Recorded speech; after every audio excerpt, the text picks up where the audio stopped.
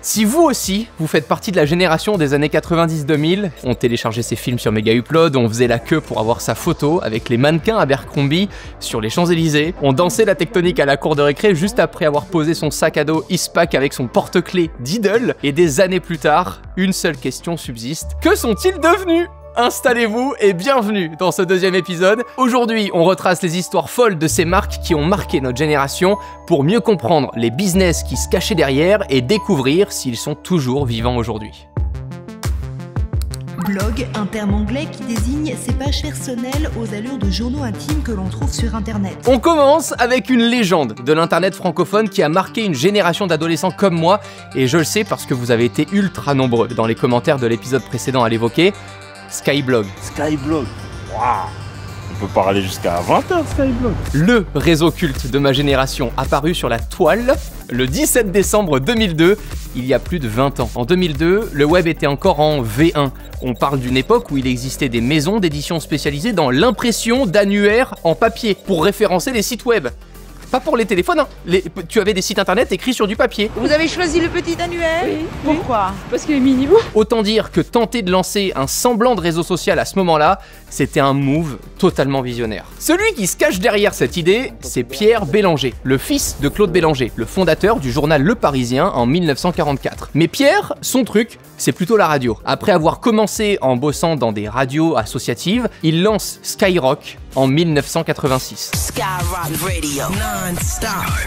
Et au début des années 2000, il comprend très vite qu'Internet va jouer un rôle important dans notre quotidien. Le point essentiel, c'est la conversation, c'est-à-dire la conversation sur Internet. Alors Skyblog, c'est une plateforme de blog. Un blog, oui parce qu'il y en a qui n'ont pas connu, c'était un espace que tu pouvais customiser à l'infini, souvent à grands coups de comics sans MS multicolores et d'emoji texte. On pouvait raconter notre vie en publiant des textes, des photos, des vidéos et aussi des morceaux de musique en MP3. C'était l'endroit où, au collège, tu faisais des dédicaces à tes potes. Quand vous créez un blog, qu'est-ce qui se passe? D'abord, c'est vos potes qui vont venir voir ce que vous faites. Et puis ensuite, vous allez recevoir des commentaires. On espérait gagner le plus de commentaires possible sous nos posts, avec l'espoir de terminer un jour dans les blogs stars. Des blogs sélectionnés par l'équipe de modération et qui te propulsaient directement au rang de personnes cool et branchées. On avait aussi le chat Skyrock. Et quand on y repense, c'était vraiment l'idée la plus débile qui existe. Le chat Skyrock, c'était une seule page web où tout le monde pouvait s'exprimer sans presque aucune modération. Oh bah X aujourd'hui en fait. Skyblog, c'est une esthétique et des mécaniques sociales uniques qui ont vraiment et profondément marqué une génération. En 2006, coup de tonnerre, Skyblog change de nom et devient officiellement Skyrock Blog. Alors nous à l'époque, on n'avait pas forcément trop compris pourquoi un tel changement, et peut-être que vous avez attendu tout ce temps, comme moi, pour apprendre enfin pourquoi le groupe de médias Sky News, Sky Sports, en Grande-Bretagne, a porté plainte pour violation de la propriété intellectuelle. C'est tout. C'est aussi simple que ça. Donc Sky Blog a donc dû plier pour devenir Skyrock Blog. Alors souvent, quand on parle sous le coup de la nostalgie, on a tendance à exagérer un peu. Surtout moi. Mais je vous le dis, parce que j'ai retrouvé les chiffres. Skyblog, c'était vraiment une dinguerie. Ce tableau nous montre l'audience des différents réseaux sociaux dans le monde entier pour l'année 2007 et 2008. Sans grande surprise, Facebook, qui à l'époque en pleine expansion, est tout en haut, avec déjà une croissance délirante de 153% d'une année sur l'autre. Mais regardez qui se cache à la 7ème place, la France. Skyblog est l'un des sites les plus visités au monde avec 21 millions de visiteurs. C'était de la folie, un site utilisé presque uniquement par des francophones face à Facebook qui lui était international. Alors autant vous dire que forcément, dans une timeline pareille, il existe une version de Skyblog avec des stories et des shorts. Voilà, mais pas dans notre dimension. Malheureusement, parce que Skyblog a fermé en 2023. Le site n'a pas survécu à l'arrivée des réseaux sociaux nouvelle génération. En fait, face à l'empire qu'était en train de construire petit à petit Mark Zuckerberg, il était super difficile d'imaginer Skyblog continuer de vivre pendant encore plusieurs années. La plateforme restait assez basique face à la vidéo qui commençait à prendre de plus en plus de place. Si Skyblog avait pris ce virage, il n'y a pas de doute, ils auraient sûrement pu fonctionner encore très longtemps. Le dernier clou du cercueil, il a été donné par l'Union européenne, qui au milieu des années 2010 met en place une politique de protection des données strictes, le RGPD, dont vous avez peut-être déjà entendu parler. C'était devenu tellement compliqué de se mettre en conformité dans la mesure où la plupart des utilisateurs avaient totalement perdu l'accès à leur blog et à leurs emails de l'époque que la solution la plus simple aurait été de tout fermer, purement et simplement. Mais alors, que sont-ils devenus ? Malgré la fermeture, ces blogs, qui étaient l'héritage de toute la première génération d'Internet, ont été sauvés. Avant de couper les serveurs, la Bibliothèque nationale de France a pu archiver les 12 600 000 blogs qui étaient encore en ligne. Depuis 2006, la BNF a pour mission, dans le cadre du dépôt légal, d'archiver tout le web français. Les collectes sont réalisées grâce à un moissonnage automatique, grâce à un robot qui va aller collecter les données, il va enregistrer les pages web et tous les fichiers qui sont contenus dans les pages web. Ça représente environ 40 téraoctets, 40 000 gigaoctets de photos, de vidéos gênantes et de poèmes un peu nuls. Par contre, pour les consulter, vous devez être un chercheur accrédité. Aujourd'hui encore, quand on va sur le site de skyrock.com, à ne pas confondre avec skyrock.fm, qui t'amène sur le site de la radio, tu as une inscription funéraire. Skyblog 2002 jusqu'à l'infini. Et moi je dis merci pour les travaux. Kim.com ne laisse personne indifférent. Une autre légende d'internet, un site sur lequel on pouvait compter quand on voulait mater des films, des séries ou télécharger des albums. J'ai nommé le seul et l'unique Mega Upload. The Mega Man of the Mega Moment, Kim.com. Le site est sûrement aussi connu que son fondateur, Kim.com. .com d'ailleurs, c'est pas son vrai nom, hein. Il s'appelle Kim Schmitz, un peu moins sexy, mais en 2005, il était tellement reconnaissant vis-à-vis de ce que la technologie a fait pour lui, je vous spoil un peu, hein, elle l'a rendu extrêmement riche et célèbre, qu'il en a décidé de s'appeler autrement, et il a changé légalement son nom de famille pour .com. Hein, pour ceux qui n'ont pas fait leur leçon Duolingo. En 2005, pendant que Diams sort son album La Boulette, On m'a dit que t'aimais le rap, voilà de la boulette. et que Michael Youn chante... Oui, je sais, ça fait que... Mega Upload part d'un constat assez simple. Les gens s'envoient de plus en plus de fichiers. Les pièces jointes par email étaient souvent limitées en taille de 5 à 10 mégaoctets maximum et il n'existait pas de moyen pour les stocker en ligne et pour les partager facilement. Parce que pour vous donner un peu de contexte, Dropbox n'existe pas encore, iCloud est lancé en 2011 et Google Drive en 2012. Alors on peut dire ce qu'on veut, mais le Kim, il a quand même eu du pif à cette époque, il propose un service ultra avant-gardiste. Mais ce qui va faire le succès de Mega Upload, c'est pas les photos de vacances que tu vas déposer sur les serveurs, c'est l'intégralité des œuvres normalement protégées que tu vas pouvoir télécharger gratuitement et illégalement. Et si le site arrive à fonctionner pendant des années, c'est qu'il joue sur une zone encore complètement grise. À cette époque, Internet, c'était encore un peu le Far West, avec peu de règles établies et sans loi précise à ce sujet. Il y avait un boulevard pour Mega Upload. Le contenu déposé n'est ni leur propriété, ni de leur responsabilité. Donc les autorités se retrouvent incapables de prendre des mesures pour tenter de freiner la croissance du site, qui est honnêtement démentielle. 50 millions d'utilisateurs chaque jour qui téléchargent à travers le monde des films, des vidéos, de la musique, des séries. Mega Upload qui revendique 4% du trafic sur Internet, c'est absolument énorme. Puis, de toute manière, il n'avait aucun intérêt de limiter l'accès aux fichiers, puisque le site internet fonctionnait grâce à un business model autour de la publicité. Tu te souviens peut-être des publicités placées autour du vrai bouton de téléchargement qui te faisaient douter de là où il fallait vraiment que tu cliques. Et ça, c'était une fois que le compte à rebours du téléchargement gratuit était terminé. Alors à moins d'avoir été l'élite et d'avoir acheté un abonnement premium, oui, déjà à l'époque ils avaient lancé un abonnement. Au plus haut de sa popularité, le site se plaçait à la 13e place des sites internet les plus visités entre 2010 et 2011. 15 millions de visiteurs uniques par mois, rien qu'en France. 150 millions d'inscrits partout dans le monde, c'était colossal. Mais pour Kim, c'était jamais assez, puisque au-delà de la plateforme classique, c'est toute une galaxie de sites internet qu'il a lancé au même moment, dont Mega Video, qui allait encore plus loin. T'avais même plus besoin de télécharger le fichier, tu pouvais directement le streamer depuis ton navigateur. En 2005, Netflix avait lancé sa plateforme de streaming 2 ans plus tard. Kim était un fucking visionnaire. Alors Mega Upload a laissé une trace indélébile dans le paysage d'internet. Qui n'est pas nostalgique en réécoutant la chanson de Mega Upload, interprétée, et c'est ça qui est hilarant, en partie par des artistes qui ont perdu des milliers de dollars à cause du site. Kanye West, will.i.am des Black Eyed Peas, je vous mets un petit extrait juste pour le plaisir.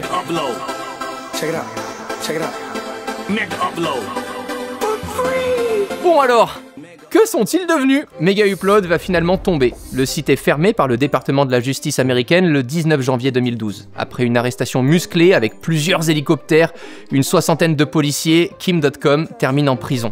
The FBI is charging .com with internet piracy on a massive scale. Mais pour seulement quelques jours, la caution est payée, et aussi surprenant que ça puisse paraître, Kim n'y retournera pas. Je suis soulagé de pouvoir rentrer à la maison et de retrouver mes 3 enfants et ma femme qui est enceinte.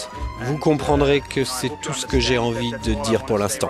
En 2025, il est encore libre et résiste à l'extradition vers les États-Unis en vue d'un nouveau procès à travers des tweets à base de I'm not leaving. Après quelques soucis de santé, il est en convalescence chez lui, en Nouvelle-Zélande. Megaupload aura laissé beaucoup de souvenirs auprès de toute une génération et une sacrée ardoise de manque à gagner pour l'industrie de la musique et du cinéma. Plus d'un demi-milliard de dollars de pertes ont été estimés durant les 7 années d'existence du site internet.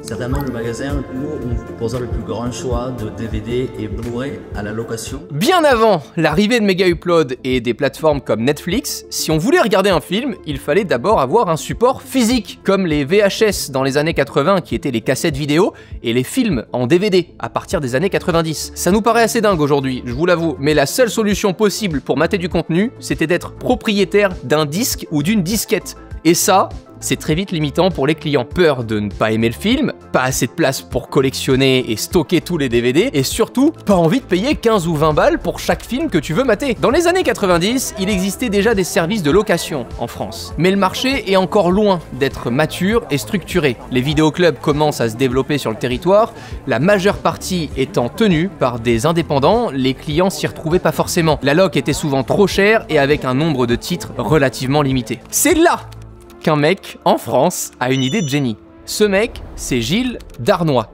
Pas la peine de chercher des infos sur lui, tu ne trouveras ni de photos ni d'interviews. Ce qu'il faut juste retenir, c'est qu'il a fondé un empire. Vidéo Future. Tout commence en 1982, quand Gilles claque toutes ses économies dans l'ouverture de son premier magasin à Sartrouville. Après quelques mois, ça fonctionne mieux que prévu et il se dit qu'il y a peut-être un truc plus ambitieux à faire. Il ouvre un second magasin en s'associant avec 2 mecs qui vont être des éléments clés dans la suite du business. Serge Samson et Guy Gary. Tous les deux bossaient déjà dans le domaine de l'édition des cassettes vidéo. Et bonne nouvelle, quand ils quittent leur ancien taf pour participer au développement de Vidéo Future, ils pensent à emporter avec eux toutes les données de leurs anciens clients. Il n'y avait pas de RGPD à l'époque. Ils ont tout pris et puis ils se sont dit ça va nous servir dans l'autre boîte. Hein. Et c'est là que le succès démarre. Vidéo Future se positionne sur le marché comme un acteur haut de gamme avec des magasins dans lesquels tu as envie de te balader. Les associés décident de développer le modèle de franchise et leur chiffre d'affaires explose. Les Vidéo Future se reproduisent comme des lapins partout en France et jusqu'au jour où ils trouvent le truc qui va faire rentrer Vidéo Future dans la légende. On est en 1995 et en moyenne, il y a 4 à 5 nouvelles boutiques qui ouvrent chaque mois. Mais une boutique, ça demande de la main-d'œuvre, de respecter des horaires d'ouverture. Et notre Gilles, il a une idée brillante, c'est d'installer des distributeurs automatiques. Il est 2 h du matin et tu veux te mater Maman j'ai raté l'avion. Hors de chez moi! Sinon je te plombe les boyaux avec du calibre 12. Tu peux aller le chercher directement, c'est une sorte de version très basique de Netflix.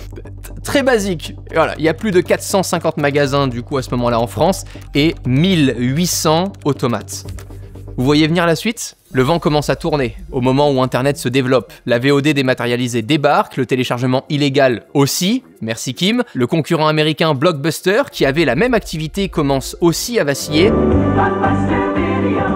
L'entreprise tente de rester dans le coup en sortant des produits qui ne connaîtront jamais un grand succès. MoviePlay, une sorte de disque dur à charger dans le vidéoclub pour ensuite le brancher à ta télé et regarder des films loués. On voit l'idée, mais évidemment, c'est un gros flop.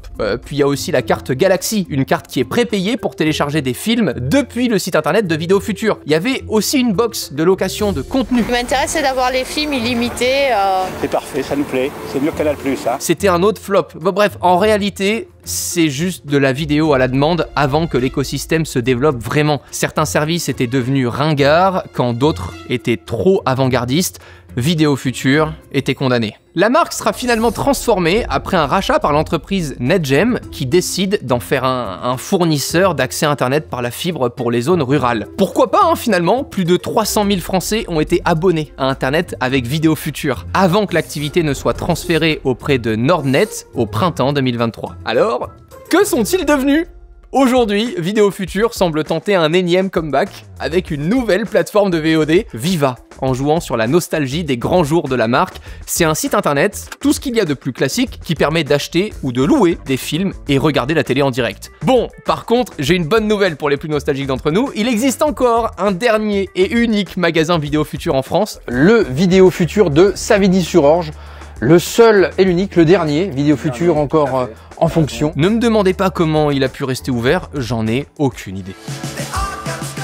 On est là pour l'ouverture d'un magasin qui est hyper connu partout dans le monde. Pour les garçons et pour les beaux vêtements. On est en 2012, à Paris, sur les Champs-Élysées. Tu commences à sentir une odeur de parfum bien particulière et tu décides de faire la queue comme des centaines d'autres personnes qui, comme toi, n'ont qu'une hâte, passer le portail monumental qui te mènera au Saint des Saints, la boutique Abercrombie & Fitch. 4 étages, dans un hôtel particulier, gardé par des mecs torse nu et dans lequel règne une ambiance de boîte de nuit. De la musique hyper forte, des mannequins à tous les rayons et une absence presque totale de lumière. Tu devais plisser les yeux pour voir les t-shirts en face de toi. Abercrombie était probablement l'une des marques les plus puissantes chez les jeunes de 15 à 25 ans. À tel point que l'entreprise avait au plus haut de sa popularité plus de 1000 boutiques ouvertes dans le monde entier. Qu'est-ce qui a pu se passer pour que la marque passe de ce statut superstar jusqu'aux oubliettes en l'espace de seulement quelques années? Alors déjà, Abercrombie, et peu le savent, a été créé en 1892 sur le segment de vêtements d'extérieur de luxe. Ce qui va la rendre extrêmement populaire et lucrative, c'est l'arrivée d'un personnage clé aux commandes au début des années 90, Mike Jeffries. Il va replacer l'enseigne sur un segment hyper important, celui des adolescents, avec des designs inspirés par des vêtements de sport portés par des étudiants américains, mais au prix de pièces haut de gamme. Il a tapé dans le mille. Les clients voient dans Abercrombie une marque exclusive et tendance, et les résultats se voient très vite dans les comptes de la boîte. Les ventes explosent avec de très bonnes marges par rapport au reste de ses concurrents. Le positionnement de Abercrombie & Fitch fonctionne très bien, mais il fait aussi de plus en plus polémique. On reproche à la marque de sexualiser le corps de ses employés, d'avoir une politique de taille très discriminante, parce que oui, chez Abercrombie, il n'y a pas de XL ou de XXL, pour les femmes par exemple. Alors que la santé financière de la boîte est au plus haut, Mike Jeffries fait des déclarations qui choquent en annonçant publiquement que la marque n'est pas là pour être portée par tous. Mark Jeffries doesn't want larger people shopping in his store. He wants thin and beautiful people. He doesn't want his core customers to see people who aren't as hot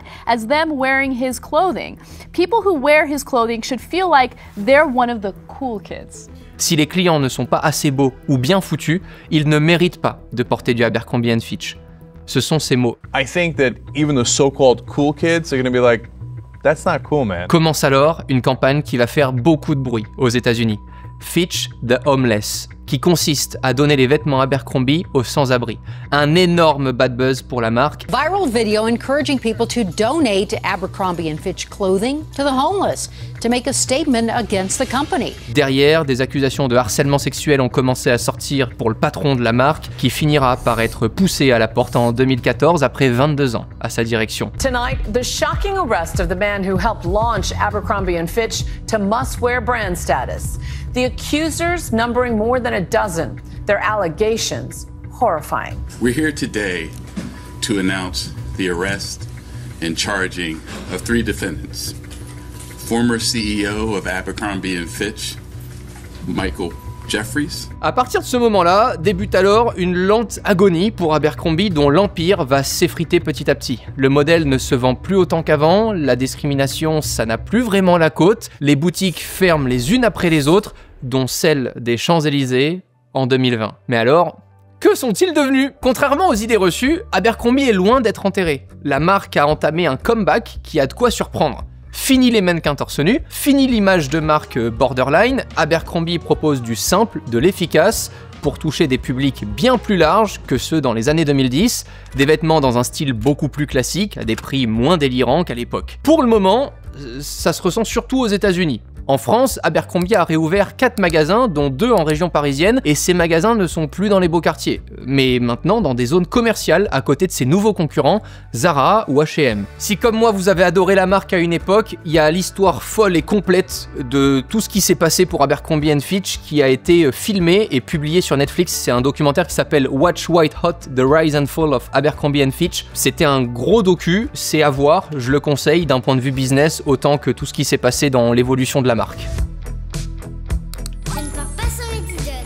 Retrouve Diddle sur Diddle.fr et dans ton magasin préféré. Vive la rentrée Diddle! Des peluches, des stylos et surtout des blocs de papier qui ont rendu fou addict toute une génération à un seul personnage, Diddle. Il y en a des tellement jolies, genre celle-ci elle est tellement belle, avec là plein de Liberty et tout, enfin franchement elles étaient bien faites. C'est l'histoire d'une petite souris dessinée par un graphiste allemand, Thomas Golletz, qui était très loin de s'imaginer que sa petite créature allait devenir une énorme machine à cash. On est en août 1990 et Dépêche, une entreprise spécialisée dans la papeterie et les idées cadeaux, commande cette fameuse souris qui devait d'ailleurs être un kangourou pour la petite anecdote. Elle sera utilisée pour une série de cartes fantasy pour enfants. Sauf que les fameuses cartes se vendaient bien, et bien mieux que prévu, sans que les éditeurs ne comprennent vraiment trop pourquoi. Enfin stratèges, ils vont donc décider de surfer sur la tendance et de proposer toute une collection de produits dérivés qui va aller bien au-delà des cartes postales. Il y a une copine à moi qui s'appelle Juliette, elle a pratiquement tout sous. Voilà. Donc t'arrives deuxième? Oui, ou plutôt troisième. Et c'est un énorme carton. La recette du succès tient en plusieurs points. Déjà, dans le fait que Diddle, c'est une série de collections limitées. Une fois qu'un produit est sold out, il n'est plus jamais fabriqué. Il joue sur l'effet de rareté et ça force du coup les clients à acheter la nouveauté dès qu'elle arrive en rayon. Autre élément clé, c'est la manière de faire la promo de ces produits. C'est simple, il n'y en a pas. Aucune publicité. Aucun livre dans lequel on voit le personnage évoluer, pas même un dessin animé qui passe à la télé. Diddle est uniquement connu à travers une chose, ses produits dérivés. D'un point de vue business, c'est exceptionnel. Il n'y a aucun droit d'exploitation à payer ou de licence à renouveler, la souris a été créée en interne et génère un cash monstrueux, un peu comme la folle histoire des Tamagotchi qui ont rendu accro des millions d'enfants. Notre vidéo est toujours dispo sur la chaîne. En 1993, Diddle arrive en France et connaît le succès qui a marqué plusieurs générations. Quant aux compagnons de la rentrée, les Pokémon et autres Digimon n'ont plus la cote. La mode est au Diddle, cette délicieuse petite souris qui dévore le marché. À la fois les enfants à l'école et les parents qui devaient se battre dans les rayons pour avoir les carnets avant la rupture de stock. La petite souris Diddle, bien sûr, bien évidemment, ou l'agenda qui est sorti début juin, et bien fin juin, il n'y en a plus nulle part. On parle d'une époque où certains magasins de papeterie en France réalisaient la moitié de leur chiffre d'affaires rien qu'avec des feuilles de papier parfumé Diddle. Alors je me suis évidemment posé une question. Est-ce que ce fameux papier parfumé Diddle sent toujours aussi bon 20 ans après? On les a retrouvés sur le bon coin 20 ans après. Ah, c'est très léger. Mais ça... Ouais, ça sent encore un tout petit peu. Diddle a régné en maître dans 26 pays du monde pendant des années, avant de connaître une perte de vitesse au tout début des années 2010. Peut-être parce que l'ancienne génération, la mienne, qui l'a adoré enfant, est devenue adulte, sans que la marque réussisse vraiment à séduire la nouvelle génération. Alors, que sont-ils devenus? En 2014, la production de produits Diddle s'arrête définitivement. Les droits retournent à son créateur, Thomas Golletz, qui a tenté le comeback en 2016 à travers une gamme, Diddle Forever, sans grand succès. Pour le moment, le seul moyen de revivre cette époque, c'est de fouiner sur les sites de seconde main avec parfois des collections complètes mises en vente pour plusieurs centaines d'euros. La société exploitante en France, Contiki, a annoncé discrètement le retour des produits Diddle en octobre 2025. L'histoire est donc peut-être loin d'être terminée. En 2 clics, Michael se retrouve sur un site pirate qui propose un catalogue impressionnant. Quelques années avant l'arrivée de Mega Upload, il existe un logiciel qui s'est fait une place sur les ordinateurs du monde entier. Une petite icône, reconnaissable parmi des milliers. Imul. L'âne qui tire la langue. Pour des millions de personnes, Imul a été une révolution. Celle du téléchargement libre et du peer-to-peer. Pas besoin de s'y connaître en informatique, d'être un crack ou... tout le monde peut télécharger. Pour nos longues soirées d'hiver, heureusement qu'il y a le téléchargement, parce que sinon... Quand tu lançais Imul, tu pouvais chercher des fichiers dans une sorte de moteur de recherche, juste avec leur nom, et simplement les télécharger. C'est le logiciel qui cherche de lui-même, quoi. Moi j'ai juste à lui demander ce que je veux. Des films, des musiques, des épisodes de séries ou même des jeux vidéo, on trouvait à peu près de tout et sans rien payer. Par contre, il fallait être patient, très patient. Parce qu'en 2002, avec une connexion ADSL de première génération, on espérait tous très très fort que Aladdin qui frotte la lampe magique soit vraiment bien une lampe. C'était un grand classique sur Imul. Voilà, chercher un Disney et pour finalement patienter des heures avant de voir un film pour adultes. il fallait souvent s'y reprendre à plusieurs fois avant de tomber sur ce que tu cherchais vraiment. Ça faisait un peu partie du charme, voilà. Et même si la particularité d'Imul, c'est que les internautes partageaient librement leurs fichiers sur la plateforme. Internet, ça sert aussi à ça, quoi. Ça sert à partager plein de choses et avoir une communauté de partage et d'idées qui soit pas forcément commerciale. Cette idée, c'est un Allemand qui l'a eue. Hendrik Breikreus, je crois que je le prononce très mal, désolé, le 13 mai 2002. C'est là qu'il a l'idée. Enfin, quand je dis qu'il l'a eu, il l'a surtout copié sur un réseau qui existait déjà, eDonkey 2000. Hendrik n'était pas content de la manière dont il fonctionnait, cet ancien logiciel. Il a donc décidé de lancer son propre programme avec quelques améliorations. C'est d'ailleurs pour ça que c'est un mulet, en référence à l'âne du programme original. Parce que donkey en anglais, ça veut dire âne. Retourne faire ta leçon Duolingo. Très rapidement, l'élève dépasse le maître. Imul passe largement devant eDonkey en France et en Europe. Mais comme derrière chaque succès, les emmerdes arrivent. En 2006, la police belge saisit un premier serveur impliqué dans les activités du logiciel Imul. L'année d'après, la même chose se produit en Allemagne. C'est en 2009, au plus haut de sa popularité, avec plus de 5 millions d'utilisateurs en France, qu'une loi vient siffler la fin de la récré concernant tous les contenus illégaux partagés en ligne. La loi Hadopi, signée en juin 2009, et elle a bien fait comprendre aux internautes que pirater un film, c'est du vol. Alors en vrai, tu risquais un email et une lettre qui faisaient un peu peur, mais pas grand chose derrière. Pas de chance, il est tombé dans les filets d'Adopi et a donc reçu la mise en garde. Je savais même pas que Adopi envoyait ses premiers emails d'avertissement, donc c'est un peu bizarre, mais bon. Ouais, c'est sûr. Sur les 14 millions d'avertissements adressés par cette instance, il n'y en a eu que 500 de jugements au tribunal et 87 000 € d'amende. Blague à part, le programme Adopi a coûté 82 millions d'euros à l'État. Avec tous ces emmerdes, que sont-ils devenus? En 2020, le logiciel Imul connaît une mise à jour pour la première fois depuis plus de 10 ans. Bon, ça n'a pas pour autant relancé le téléchargement entre particuliers vu le succès fou des plateformes de streaming et les abonnements pour la plupart de plus en plus attractifs, mais ça a sûrement rendu nostalgique pas mal de personnes. Je suis curieux de savoir combien ont été touchés par la vague Imul. Connaissez-vous le mot tectonique? Le gars qui danse là, à gauche, il a 12 ans, il est coiffé assez bizarrement et porte un t-shirt avec des inscriptions rose fluo bien trop moulées à mon goût. Ce petit gars, c'est moi, et je danse la tectonique comme personne. La tectonique, c'est une marque un peu hors catégorie pour cette vidéo, mais bordel, c'était fou. Une danse qui est devenue tout un symbole au milieu des années 2000.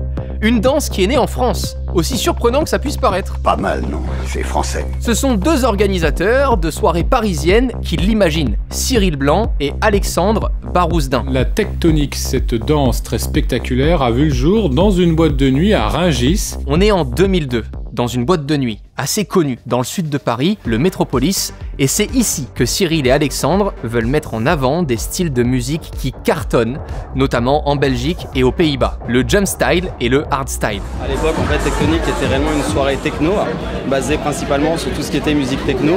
Ensuite, il y a eu une certaine évolution dans le style musical, puisqu'on s'est rendu compte que les clients s'en lassaient un petit peu. Donc on a dérivé sur des nouvelles musiques comme l'électro, la house. Il crée des soirées thématiques avec une direction artistique plutôt claire, des vêtements fluo, très collants et beaucoup de gel dans les cheveux. Vive le dope, fixation béton, pour une fixation qui dure. Et tout le monde ne peut pas en dire autant. Le pire, c'est que ça marche. Ça marche très bien même. En 2007, la marque Tectonique est déposée. Et au même titre que Diddle, les produits dérivés commencent à débarquer dans les magasins. Alors évidemment, des compilations de musique, mais aussi des vêtements, des accessoires et même des boissons énergisantes. Presque un an avant l'arrivée de Red Bull en France. Le mouvement de mode a le droit à une exposition médiatique assez dingue, ce qui va vite le transformer en un phénomène de société. Et la chaîne TF1 flaire le bon filon et devient chargé de la promotion de la marque à l'international. Là où il visait notamment le continent américain, la Tectonique réussit tout de même à s'exporter vers quelques pays francophones, comme la Tunisie, le Maroc ou le Canada. Les vidéos de danse sont uploadées sur YouTube, les skyblogs spécialisés se développent, la culture s'installe aussi bien dans les clubs que sur Internet. À son apogée, la marque a généré plusieurs millions d'euros grâce aux compilations, aux vêtements, aux accessoires, aux partenariats. On parle de plus de 10 millions d'euros de chiffre d'affaires cumulé sur la période 2007 à 2009. Mais généralement, quand un phénomène devient trop vite commercial, ça énerve. Et on va pas se mentir, la tectonique, c'est quand même super clivant. De plus en plus de personnes trouvent le concept ridicule et ringard, les médias ont essoré la tendance jusqu'à la dernière goutte et le soufflet retombe aussi vite qu'il est monté. La marque Tectonic n'est plus exploitée commercialement aujourd'hui et elle n'est plus déposée à l'INPI depuis 2013. Ça me fait toujours quelque chose de remonter le temps pour retrouver ces marques, ces plateformes et ces sociétés derrière lesquelles se cachent des entrepreneurs fous qui ont marqué par leur travail et leur ingéniosité toute une génération. Ma génération. Des fondateurs qui ont parfois tout sacrifié pour faire exister leur idée. Alors à ceux qui continuent de rêver, d'innover et d'avancer, merci. Juste merci de continuer de croire en vos projets fous qui marqueront à jamais la génération de demain.